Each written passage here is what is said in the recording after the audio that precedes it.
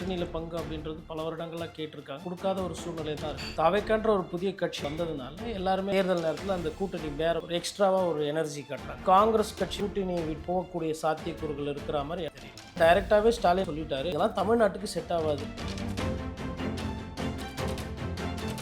எந்த ஒரு கட்சியுமே ஆட்சி கட்டல் அவங்களே உட்காரணும் தான் நினைப்பாங்க. ஆட்சிக்கு வந்தால் நம்ம இப்போவே பேசி வச்சுக்கிட்டா கிடைக்கும்ன்றது காங்கிரஸ் கட்சியினுடைய புரியுது. சாத்தியக்கூறு இருக்கிற மாதிரி எனக்கு தெரியும். வந்தால் திமுக ஆட்சி தனியாக வந்துடும், இல்லைன்னா தோற்று போயிடும். கம்மியாக மெஜாரிட்டி வந்த போது கூட ஆட்சி அதிகாரத்தில் திமுக பங்கு கொடுத்தது. இது ஒரு சாதாரண சிக்கலாக எடுத்து நவர முடியாது. காங்கிரஸ் இல்லைன்னா திமுக வந்து ஆட்சியை பிடிக்க முடியாது என்ற அளவுக்கு போய் பேசுது. கட்சிக்காரர்கள் மத்தியில் கண்டிப்பாக கசப்பை ஏற்படுத்தும். அதை மீறி அவங்க எப்படி சரி செய்ய போறாங்க? வேலுசாமி அவர்கள் என்ன சொல்றாருன்னா, கொள்ளையடிக்கிறதுல பங்கு கேட்கல, சர்வீஸ் பண்ணணும், அதுக்கு தான் கேட்கணும்னு பேசுறாரு. காங்கிரஸ் கட்சியில் இருக்கிறவர்களே இவ்வளவு விமர்சனம் பண்ணும்பொழுது கூட்டணி உடையாது. கூட்டணியோட சலசலப்பு தேர்தலில் தோல்விக்கே வித்துடும். காங்கிரஸ் கட்சி இதே வேலையை நிறைய மாநிலத்தில் பண்ணியிருக்கிறாங்க. திமுகவும் இறங்கி வர மாதிரி தெரியல, இவங்களும் விட்டு கொடுக்குற மாதிரி தெரியல. 6 வாரம் தான் இருக்கு தேர்தல் வேட்பாளர் வியூ கூட வேகமாக போய் திமுகவுக்கு முன்னாடி இருந்த கூட்டணி பலன்ற அந்த பேஸுக்கு ஒரு கொஞ்சம் கொஞ்சமாக ஸ்லிப் ஆகுது. காங்கிரஸ்ல 18 எம்எல்ஏ இருக்கிறாங்க. ஆழ் மனசுல கேட்டு பார்த்தீங்கன்னா சத்தியமா ஆவேகாவோட போய் சொன்னா எம்எல்ஏ ஜெயிக்க முடியாதுன்றது அவங்களுடைய. யாருன்னா ஒரு சிட்டிங் எம்எல்ஏ ஸ்ட்ராங்கா இது மாதிரி பேசும் ஆவேகா காங்கிரஸ் ஒரு ஆப்ஷன் பேசுறவங்க எல்லாருமே ஒயிட் காலர் பொலிட்டீஷியன். வெயிலே பார்க்காம மக்கள் பிரச்சனையோ மக்கள் சார்ந்த அரசியல் பேசாம கேட்கிறவங்க.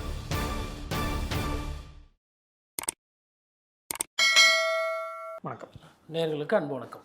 தாவேகா காங்கிரஸ் இந்த கூட்டணி அமையுமா அப்படிங்கிறது ரொம்ப நாட்களாக பேசுபொருளாகவே போயிட்டு இருந்துச்சு. காரணம் என்னன்னா, காங்கிரஸ் வந்து புதுசாக இந்த முறை ஆட்சியிலும் பங்கு அதிகாரத்திலும் பங்கு அப்படிங்கிற கோரிக்கையை வைக்கிறாங்க.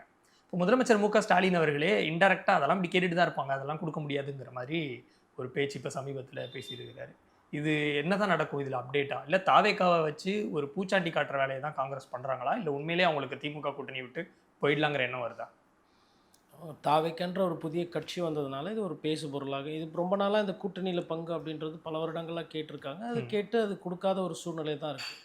தாவேக்கன்ற ஒரு புதிய கட்சி ஒரு ஆப்ஷன் வந்ததுனால எல்லாருமே வந்து தங்களுடைய இந்த தேர்தல் நேரத்தில் அந்த கூட்டணி பேரம் என்பதையோ இல்லை அவங்களோட தேவைகளை கேட்டு பெறணும் அப்படின்றதுல ஒரு ஒரு எக்ஸ்ட்ராவாக ஒரு எனர்ஜி காட்டுறாங்க. மற்றபடி வந்து காங்கிரஸ் கட்சி வந்து கூட்டணியை விட்டு போகக்கூடிய சாத்தியக்கூறுகள் இருக்கிற மாதிரி எனக்கு இன்றைக்கி தேதியில் தெரியல. பட் இது வந்து ஒரு ஒரு ஒரு பேசு பொருள், ஒரு பிரச்சாரம், அதை வைத்து பேசுவாங்க. இன்டைரக்டாலாம் இல்லை, டைரெக்டாகவே ஸ்டாலின் அவர்கள் சொல்லிட்டாரு. என்னன்னா, இதெல்லாம் தமிழ்நாட்டுக்கு செட் ஆகாது அப்படின்றத நாசுக்காக சொல்லியிருக்காரு. இப்போ அதிலேருந்து புரிஞ்சுக்கிட்டு அதுக்கு அடுத்த கட்ட நடவடிக்கைனவோ அதை எடுத்து போகணும். இல்லை அது வந்து கூட்டணியில் பங்கு தான், நீங்கள் கொடுத்து தான் ஆகணும் அப்படின்னாங்கன்னா கண்டிப்பாக இந்த சிக்கல் வந்து இன்னும் நீடிக்கும். அப்படி நீடிக்கும் போது அது இந்திய கூட்டணிக்கு, அதுவும் திமுக தலைமையில் இருக்கக்கூடிய அந்த கூட்டணிக்கு அது நல்லதில்லை. அதான் பொருள். இதே பிரச்சனை வந்து அதிமுகலையும் வந்து இதை கேள்வியே கேட்குறாங்க. அப்போ எடப்பாடி பழனிசாமி என்ன சொல்கிறாருன்னா, அப்படி ஒரு விஷயமே கிடையாது, அதிமுக தான் ஆட்சி அமைக்கும், பெரும்பான்மையில் உட்காந்துருன்றாங்க. அதனால் இந்த கூட்டணியில் பங்கு ஆட்சியில் பங்கு அப்படின்றது வந்து இப்பொழுதுக்கு தேவையில்லாத ஒரு இது. இன்னொன்று இதில் ரொம்ப முக்கியமானது அப்படின்னா, நாட்டு மக்கள் தான் இந்த முடிவே செய்ய முடியும். ஒருவேளை ஏதோ ஒரு பெரிய திராவிட கட்சிகளுக்கு அந்த 118 சட்டமன்ற உறுப்பினர்கள் வரலை அப்படின்னா தான் அந்த பேச்சுக்கே இடம். எந்த ஒரு கட்சியுமே வந்து ஆட்சி கட்டலில் வரணும், அவங்களே உட்காரணும் தான் நினைப்பாங்க. மற்றவர்களுக்கு கொடுக்கணும் அப்படின்றது இருக்காது. இருந்தாலும் சரி, ஒருவேளை ஆட்சிக்கு வந்தால் நம்ம இப்போவே பேசி வச்சுக்கிட்டா கிடைக்குன்றது காங்கிரஸ் கட்சியினுடைய புரிதல். அதற்கு சாத்தியக்கூறு இருக்கிற மாதிரி எனக்கு தெரியவில்லை. என்னை பொறுத்தவரையில் என்னென்னா, ஒன்று வந்தால் திமுக ஆட்சி தனியாக வந்துடும், இல்லைனா திமுக தோற்று போயிடும். அதிமுக வருந்தால் அதிமுக தனியாக வந்துடும், இல்லை அதிமுக தோற்று போகும். இதுக்கு சாத்தியக்கூறு இருக்க தவிர்த்து அதிமுக தலைமையில் ஒரு ஒரு கூட்டணி, அதில் பாஜக அமைச்சரவை, அது வந்து தமிழக மக்கள் அந்த மாதிரி வாக்கு செலுத்தினது கிடையாது. அதே மாதிரி காங்கிரஸ் கட்சியுமே வந்து கம்மியாக மெஜாரிட்டி வந்த போது கூட ஆட்சி அதிகாரத்தில் திமுக பங்கு கொடுத்ததில்லை. அப்போது கடந்த கால வரலாறை வைத்து பார்க்கும் பொழுது இதுதான் வந்து சாத்தியமானதாக ஒன்றாக இருக்குன்ற மாதிரி நான் பார்க்கிறேன். இல்லை, இப்போ கிரீஷ் ஜோடங்கர் அவர்கள் ஒரு பத்திரிகையாளர் சந்திப்பில் நாங்கள் 70 நாட்களாக காத்துக்கிட்டு இருக்கிறோம் தொகுதி பங்கீடு என்ன பேசலாம் அப்படின்னு, ஆனால் திமுக தரப்புலேருந்து எந்த விதமான பேச்சுமே இல்லை அப்படிங்கிறாரு. இப்போ அவங்க ஜஸ்ட் ஒரு சின்ன சிம்பிளாக ஒன்று கேட்குறாங்க, இந்த மாதிரி இங்கே ரிஜெக்ட் பண்ணுறாங்க டிஎம்கே அப்படிங்கிறது இல்லை, ஆட்சியிலும் பங்கு அதிகாரத்துக்கு பங்கு சிம்பிளாக கேட்குறாங்க, இவங்க ரிஜெக்ட் பண்ணுறாங்கன்னு நம்ம எடுத்துக்க முடியல. கிட்டத்தட்ட 2-3 மாத காலமாகவே இது மிகப்பெரிய பேசுபொருளாக மாறுது. காங்கிரஸ் கட்சியிலிருந்து ஏகப்பட்ட பேர் கழக குரல் எழுப்புறாங்க. திமுகவை சேர்ந்த தளபதி அவர்கள் கடுமையாக வந்து பேசுகிறாரு, இவங்கெல்லாம் எம்பி பதவி எம்எல்ஏ பதவி வாங்கிட்டு போயிடுவாங்க, இதெல்லாம் கேட்டுட்டு இருந்தால் சரி வருமா, காங்கிரஸ்க்கு எப்போவுமே இப்படி தான் அப்படிங்கிறாங்க. ஸோ இந்த சிக்கல் நம்ம ஒரு சாதாரண விஷயமா எடுத்துக்கிட்டு நகர முடியாதுல்ல. இல்லை, இது ஒரு சாதாரண சிக்கலாக எடுத்து நகர முடியாது. இப்போ நேற்று கூட திருச்சி வேலுசாமி அவர்கள் வந்து அண்ணன் வந்து கடுமையான விமர்சனத்தை வைக்கிறார்.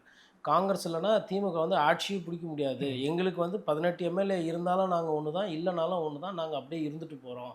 ஆனால் எங்களுக்கு முக்கியத்துவம் மரியாதை கொடுக்கல, எங்களுக்கு வந்து கண்ணியமாக நடத்தலை அப்படின்னா நீ உங்கள் ஆட்சியில் தோற்று போகிறது உறுதின்ற மாதிரி திமுக தலைவர் ஸ்டாலின் திருப்பி முதலமைச்சரே ஆக முடியாதுன்ற அளவுக்கு போய் பேசுகிறார். அப்போது இதெல்லாம் வந்து கடந்து போக முடியாது கொள்றதுன்றது ஒரு ஒரு இஷ்யூ தான், அது இல்லைன்னு சொல்ல. கீழே கட்சிக்காரர்கள் மத்தியில் இது வந்து கண்டிப்பாக கசப்பை ஏற்படுத்தும் இந்த மாதிரி வார்த்தைகள்லாம். பட் அதை மீறி அவங்க எப்படி சரி செய்ய போகிறாங்க அப்படின்றது பார்க்கணும். நமக்கு வந்து ஏன்னா இது 2 கட்சிகள் பற்றின விஷயங்கள். இதில் மக்கள் சார்ந்த நலன் எதனா இருந்தால் நம்ம பத்திரிகையாளராக போட்டு வச்சு சொல்லலாம், டீகோட் பண்ணலாம். இது இவர்களுக்கு அதில் வேலுசாமி அவர்கள் என்ன சொல்கிறாருன்னா, அங்கே கொள்ளையடிக்கிறதுல பங்கு கேட்கல, சர்வீஸ் பண்ணணும் அதுக்கு தான் கேட்கணும்னு சொல்லி பேசுகிறாரு. அப்போது காங்கிரஸ் கட்சியில் இருக்கிறவர்களே இவ்வளவு விமர்சனம் பண்ணும்பொழுது, இப்படி பேசும்பொழுதோ, இல்லை மற்றவர்கள் வந்து நாங்கள் என்ன வந்து சும்மாவா கேட்குறோம், உங்களுக்கு நாங்கள் இருந்தப்போ பதவி கொடுக்கல, மத்தியில் பதவி வாங்கினீங்களேன்னு காங்கிரஸ்காரர்களே கேட்கும்பொழுது, அதேமாரி பத்திரிகையாளர்கள் நம்ம என்ன சொல்கிறதுன்னு தெரியல. இது பிரச்சனை இருக்குது. ஃபஸ்ட்டு வந்து பிரச்சனை இல்லை, இந்தியா கூட்டணி அருமையாக இருக்குது அருமையாக இருக்குன்ற மாதிரி நம்மளே பேசணும். அது இன்னைக்கு பேசு பொருளாக இருந்தது. பட் போகிற போக்க பார்த்தா இது வந்து கூட்டணி உடையாது. ஆனால் கூட்டணியோட சலசலப்பு சம்டைம்ஸ் தேர்தலில் தோல்விக்கே வித்திடும். காங்கிரஸ் கட்சி இதே வேலையை நிறைய மாநிலத்தில் பண்ணியிருக்கிறாங்க. இதே மாதிரி வேலையை பண்ணி நிறைய கட்சியை தோக்கடிக்கவும் வச்சுருக்கிறாங்க. ஒருவேளை அந்த பாணியில் எதனா பயணம் பண்ண விரும்புகிறாங்களா என்னன்றது புரியல. திமுகவும் இறங்கி வர மாதிரி தெரியல, இவங்களும் விட்டு கொடுக்குற மாதிரி தெரியல. இந்த நேரம் வந்து அவங்க வந்து இன்னும் கிட்டத்தட்ட பார்த்தா என்ன உங்களுக்கு இப்போது இதில் வந்து ஒரு 2 வாரம், அடுத்து ஒரு 6 வாரம் தான் இருக்குது தேர்தலுக்கு. எப்போ வேணால் அறிவிப்பு வெளிவரலாம், மார்ச் 1ஆம் தேதிக்கு பிறகு. அதுக்கு பிறகெல்லாம் வந்து நீங்கள் பெருசாக ஒரு ஒரு பிரச்சாரமோ அப்படின்றது, அது தேர்தல் வேட்பாளர் வியூகணும் வேகமாக போயிடும். அப்போது இவர்களுக்கு கிடைக்கிற அந்த நேரத்தை வந்து இந்த கோஷ்டி பூசல்னாலையும் அதிகமான விஷயங்கள் கேட்கறதுனாலையும் இழுபறியாக போகுதுன்றது தான் என்னோடய புரிதல். திமுகவுக்கு முன்னாடி இருந்த அந்த கூட்டணி பலம்ன்ற அந்த பேசு பொருள், அந்த பர்செப்ஷன் பேட்டில், அது வந்து கொஞ்சம் கொஞ்சமாக ஸ்லிப் ஆகுது. அது அந்த இந்திய கூட்டணிக்கு நல்லதல்ல என்பது என்னோட பொருள். இப்போ தாவேக்காவும் விரும்புகிறாங்க காங்கிரஸை. தாவேக்கால இருக்கிறவங்களும் கூட்டணி பற்றி கேட்கும் பொழுது கடைசி நிமிஷம் வரைக்கும் கூட்டணி மாறலாம் அப்படிங்கிறாங்க. கை வைத்து தான் விசிலை ஊத முடியும்னு சொல்கிறாங்களே காங்கிரஸில் ஒரு சிலர். அப்படின்னா ஆமாம், அது உண்மை தானே, அது நடந்தால் என்ன அப்படின்னு கேட்குறாங்க. நாஞ்சில் சம்பத் அவர்கள் உட்பட நிறைய பேர் சொல்கிறாங்க. அப்புறம் காங்கிரஸ்லேயும் ஒரு குரூப் அதை விரும்புகிறாங்க. அப்படி இருக்கும் பொழுது ஒருவேளை நீங்கள் உடையாதுன்னு சொல்லிட்டீங்க, ஒருவேளை உடைந்து இப்படி ஒரு புது கூட்டணி அமைதுன்னு வச்சுப்போம், காங்கிரஸ் தாவேகா அப்படிங்க, அவங்க எந்த மாதிரியான தாக்கத்தை ஏற்படுத்தும்? யதார்த்தத்தை யோசித்து பார்க்கணும். எம்பி தேர்தலில் நிற்கிறவங்களோ இல்லை எம்எல்ஏ ஆகணும்னு ஆசைப்படுறவங்க, நீங்கள் அவங்கள போய் ஆழ் மனசில் கேட்டு பார்த்தீங்கன்னா சத்தியமாக வந்து தாவேகாவோட போய் சொன்னால் எம்எல்ஏ ஜெயிக்க முடியாதுன்றது அவங்களோட எதிர்ப்பு. எந்த கட்சி யாருன்னா ஒரு சிட்டிங் எம்எல்ஏவை ஸ்ட்ராங்காக இது மாதிரி பேச சொல்லணும். Any party, ADMK or DMK? இல்லை காங்கிரஸில் இருக்கவங்க தானே தாவேகா போகணுன்னு சொல்கிறாங்க. இப்போ காங்கிரஸில் 18 எம்எல்ஏ இருக்கிறாங்க, இல்லை எம்எல்ஏக்கு நின்று தோற்று போனவங்க இருப்பாங்க. அது மாதிரி எம்எல்ஏ சீட்டு வாங்கணும்னு நினைக்கிறவங்க திமுகவை இழித்து பேசியோ இல்லை பழித்து பேசியோ திமுக கூட்டணி வேணாம், நம்ம காங்கிரஸோட போனால் நம்ம நிறைய எம்எல்ஏ ஜெயிப்பாங்கன்னு சொல்லணும். இந்த காங்கிரஸ் கூட வந்து தாவேகா போனோம், தாவேகாவுக்கு வந்து காங்கிரஸ் ஒரு ஆப்ஷன் பேசுகிறவங்க எல்லாருமே ஒயிட் காலர் பொலிட்டீஷியன். அதாவது சுருக்கமாக சொன்னால் வெயிலே பார்க்காம தெரு தெருவாக போய் மக்கள் பிரச்சனையோ மக்கள் சார்ந்த அரசியல் பேசாமல் கேட்குறவங்க. அதில் நியாயமான விஷயத்துலையோ இல்லை உண்மையிலே காமராஜர் ஆட்சி மீண்டு வரணும்னு பேச ஒரே ஒரு நபர் என் பார்வைக்கு இன்றைக்கி தெரியறது அண்ணன் திருச்சி வேலுசாமி ஒண்டி தான். அதை தவிர்த்து மற்றவங்க பேசுகிறதுக்கும் அவர் பேசுகிறதுக்கும் வித்தியாசம் இருக்குது. அவர் புதுசாக பேசலை, பல வருஷமாக பேசிகிட்டு இருக்காரு. ஆனால் அவரோட குரல் அன்றைக்கி கேட்காமல் இருந்தது. ஆனால் இன்றைக்கி பேசுகிறவங்க புதுசாக பேசுகிறாங்க. அப்போ இவர்களுக்கும் அவர் வைக்கிற கருத்துக்கும் ஃபஸ்ட்டு வித்தியாசம். நோக்கம் ஒன்றா இருக்கலாம், பார்க்கும்போது இவங்கெல்லாம் ஒரே டீமில். ஆனால் அவர் இந்த குரலை வந்து நிறைய நேரத்தை வச்சுருக்காரு. இன்னும் சுருக்கமாக சொன்னால் இன்னைக்கு முதலமைச்சர் ஸ்டாலின் அவர்களே கடுமையாக விமர்சனம் பண்ணக்கூடிய தன்மை படைத்தவர். நான் காங்கிரஸ்காரன், கூட்டணியில் இருக்கிறதுன்றது வேற, எந்த கட்சி தப்பு பண்ணாலும் கேள்வி கேட்கணுன்ற அந்த தன்மை படைத்தவர். இப்போ இதை எப்படி நீங்கள் எடுத்துக்கலாம்னா, உதாரணத்துக்கு சுப்பிரமணிய சாமி பிஜேபியில் தான் இருப்பார், ஆனால் பிரதமரையே கேள்வி கேட்டுக்கிட்டு இருப்பார், பிரதமரையே வந்து விமர்சனம் பண்ணிட்டு இருப்பார். அந்த மாதிரி ஒரு சிலர் இருப்பாங்க, உட்கட்சியிலே இருப்பாங்க. ஆனால் அந்த கட்சி தவறான விஷயங்கள் பண்ணதில் ஒரு சில விஷயங்கள் கேள்வி கேட்கலன்னும் போது கேள்வி கேட்பாங்க, கூட்டணி கிட்டிங்களா, அது அதோட தன்மை வேறு. இப்போ கிரீஷ் சோடங்கர் போன்றவர்கள் பேசுவதோ இல்லை செல்வை பிறந்தகையோட மௌனம், நயினார் நாகேந்திரனுக்கோ இதே மாதிரி நெருக்கடியான கேள்விகள்லாம் கேட்கப்படுகிறது, பிரச்சனைகள்லாம் வருது. நயினார் என்ன சொல்கிறாரு, நோக்கம் திமுகவை வீட்டுக்கு அனுப்பணும், காங்கிரஸ் கட்சியை தோக்கடிக்கணும். அதிமுகவுக்கு திமுக எதிரி, எங்களுக்கும் பாஜகவுக்கு காங்கிரஸ் எதிரி. ஓகே. தேசிய அளவில், மாநில அளவில் எங்களுக்கு திமுகவும் எதிரி. ஓகே. நாங்கள் அதை முடிக்கணும். அதே மாதிரி எம்ஜிஆர் அவர்கள் பற்றி கேட்கும்போது இவர் அதிமுககாரர் மாதிரியே பேசுகிறார், பிஜேபின்றது கூட இல்லை. அது எப்படிங்க, ஒரு எம்ஜிஆர் தாங்க, வரவங்க போகிறவங்களாம் ஆளாளுக்கு எம்ஜிஆர் சொல்ல முடியாது. அவர் வந்து எங்கள் அதிமுகவோட இதில் இருக்கிறார், என்டிஏக்கு அது பிரச்சாரத்துக்கு பயன்படுவாங்க, அதெல்லாம் தாவேக்கெல்லாம் கோரக்கூடாது, ஒரு எம்ஜிஆர்ன்றார். அப்போது ஒரு மாநில அமைப்பாளரோ இல்லை பாரதிய ஜனதா கட்சியினுடைய அந்த மாநில பொறுப்பில் இருக்க ஒரு தெளிவாக இருக்கிறார். எங்களுக்குள்ள இந்த கருத்து வேறுபாடு அப்புறமா வரதெல்லாம் இல்லை, இபிஎஸ் முதலமைச்சர் ஆகணும், அதுக்கு பின்னாடி மற்ற செய்தியை நாங்கள் பார்த்துக்கிறோம். எங்களுக்கு ஃபஸ்ட்டு வந்து என்ன, என்டிஏ கூட்டணி வெற்றி பெறணும், திமுக வீட்டுக்கு போகணும், அதில் தெளிவாக இருக்கிறாங்க. இப்போ அந்த பிரச்சனை கிடையாது. இதே ஒரு காலத்தில் வந்துட்டு அமித்ஷா சொன்னாரா, இவர் சொன்னாரா, அவர் சொன்னார், அந்த மாதிரி விஷயங்களெல்லாம் நயினார் வந்து சரி கட்டி விட்டார். வேறு சில என்னென்ன பிரச்சனை இருந்ததோ அது எல்லாமே அணைஞ்சு போச்சு. இது பாஜகவை பற்றினது. ஆனால் காங்கிரஸை பொறுத்தவரைக்கும் அமைதியாக இருந்துச்சு, எந்த பிரச்சனையும் இல்லாமல் இருந்தது. ஆனால் இப்போ பிரச்சனைகள் பெருசாகுது. இது ஏன் ஆகுது, எதுக்காகுது, ராகுல் காந்தி சொல்லி ஆகுதா, இல்லை சொல்லாமல் இவங்களா பண்ணுறாங்களா? இவங்களா பண்ணுறதுக்கு வாய்ப்பு இல்லை. ஏன்னா ஒரு முதலமைச்சரே வந்து தமிழ்நாட்டுக்கு அது சாத்தியக்கூறு இல்லை, அது ஒத்து வராதுன்னு சொல்கிறாருன்னா, அதுக்கு பிறகும் வந்து காலையில் ட்வீட்டு போடுறீங்க, மதியம் ட்வீட் பண்ணுறீங்க, என்ன மாத்திரையா இது? காலைல ஒரு மாத்திரை, மதியம் ஒரு மாத்திரை, நைட்டு. அப்போ 3 வேளை 3 கருத்து சொல்கிறாங்க, ஆளாளுக்கு பேசுகிறாங்க. அது கண்டிப்பாக முதலமைச்சர் மன்னிச்சாரும் திமுகவில் அந்த கீழே வேலை செய்கிறாங்க இல்லைங்களா, அவங்களுக்கு அவங்க தொகுதி போச்சுன்னா அந்த ஒரு கோவம் வரும். அது காங்கிரஸுக்கு ஒரு பின்னடைவு தான்.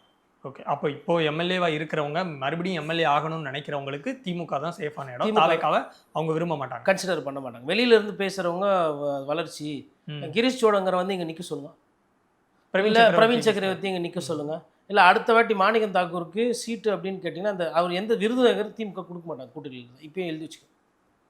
போன வாட்டியே அவருக்கு ஒரு சில சிக்கல் வந்து ஒத்துக்கலை. இந்த வாட்டி அவர் எந்த சீட்டு கேட்குறாரோ அவருக்குன்னு கேட்டாங்கன்னா யாருக்குன்னு கேட்பாங்க, கண்டிப்பாக ஓகே, யார் வேட்பாளர்னு கேட்பாங்க. நீங்கள் அது சொல்லாமல் போக முடியாது, ஏன்னா மாவட்ட செயலருக்கு சொல்லி ஆகணும் லோக்கலில், இவர் தான் வேட்பாளர்னா இல்லை அந்த சீட் நாங்களே நிற்கிறோம், வேறு சீட்டு கேளுங்கன்னு, இல்லை அந்த சீட்டே இல்லைன்றவாங்க. இதெல்லாம் நடக்கும் அரசியலில். அதனால் சும்மா இங்கே உட்காந்து பேசிட்டு போகிறதுன்றது வேறு. அப்போ அதை எதிர்த்து போய் தீர்க்கமாக நிற்கக்கூடிய நெஞ்சு தைரியம் வேணும். அம்மையார் ஜெயலலிதா வந்து மத்தியில் ஆட்சியை கவுக்க முடியும் பிஜேபின்னா கவுத்து காட்டினாங்க. 1 ஓட்டோ 2 ஓட்டோ, நீ தோக்குற பார்க்குறியா பிரதமரா நீ, இப்போ நான் அவனை தோக்கடிக்கிறேன் பாரு அப்படின்னு தோக்கடிச்சு காட்டினாங்க. எனக்கு ஆட்சியில் பங்கு அதிகம் அதெல்லாம் வேணாயா, நீ இருக்கக்கூடாது, தமிழ்நாட்டிலேருந்து வரேன், இன்னும் தோக்கடிக்கிறேன் பாரு என்னைக்கோ அப்படின்னு சொல்லி தோக்கடிச்சாங்க. அது அம்மையார் ஜெயலலிதா. அதேமாதிரி யாராக இருந்தாலும் சரி கைது பண்ணுன்னா கைது பண்ணு, நீ சங்கராச்சாரியாரு இல்லை இப்போ பாதிரியாராரு இல்லை நீ ஏதோ ஒரு மசூதியில் நான் இது தப்பு சட்டம் ஒழுங்கு பிரச்சனை எனக்கு கைது செய்யணும்னு காவல்துறை சொல்லிச்சுன்னா கைது. அமைச்சராக இரு, நீ வந்து ஒரு அதிகாரியை மிரட்டி அந்த அதிகாரி தூக்கு மாட்டிக்கிட்டோ இல்லை செத்து போயிட்டு நீ தான் காரணம்னா அமைச்சர் பதவி இல்லை. இது மாதிரி இருந்தாங்க. அப்போது ஜனங்க எதனால், அதாவது ஊழல் பேர் வழி ஊழல் குற்றச்சாட்டுக்கு ஆளாய் இருந்தும் எதனால் திருப்பியும் வந்து அதிமுகவுக்கு ஓட்டு போட்டாங்கன்னா அந்த கேரக்டர். அந்த மாதிரி இன்னைக்கு காங்கிரஸ் கட்சியில் ஒரு கேரக்டர் இருக்கிறாங்க. இல்லை அது மாதிரி வேண்டாம், ஐயா ஜிகே மூப்பனார் போல் ஒரு கேரக்டர், இல்லை திருச்சி வேலுசாமியை மாதிரி தைரியமாக தீர்க்கமாக இல்லை ஐயா ஈவி கே இளங்கோவன் மாதிரி பேசக்கூடிய தன்மை, இல்லை வசந்தகுமார் மாதிரி நான் செலவு பண்ணுவேன் கட்சிக்காரங்க தனியாக, எனக்கு அது பிரச்சனை கிடையாது, அந்த மாதிரி வாழப்பாடி ராமமூர்த்தி இருந்தார். அது மாதிரி ரொம்ப முக்கியமானவர்களாக இருந்தாங்க. பக்தவச்சலம் இருந்தார் ஒரு காலத்தில், அது மாதிரி இருந்தாங்க. சத்தியமூர்த்தி பவனுக்கு அன்னைக்கு வந்து காங்கிரஸ்காரர்கள்லாம் சுதந்திர போராட்ட தியாகிகள்ன்ற மாதிரி ஒரு பேர் அன்னைக்கு இருந்தாங்க. பேசுனாங்கன்னா அன்னைக்கு கதை வேறு. ஐயா காமராஜர் கூட இருந்த அமைச்சர்களோட தோரணை வேறு, துணி வேறு. இன்றைக்கி நீங்கள் ஒன்றுமே இல்லை தமிழகத்தில். பதவி மூலமாக கட்சியை வளர்க்கலாம்னு நினைக்கிறத விட மக்கள் பணியை செய்து விட்டு கட்சியை வளர்க்குறதுன்றது வேறு. அது வந்து பிரச்சனை தான் அவர்களுக்கு. ஓகே, நன்றி. நன்றி.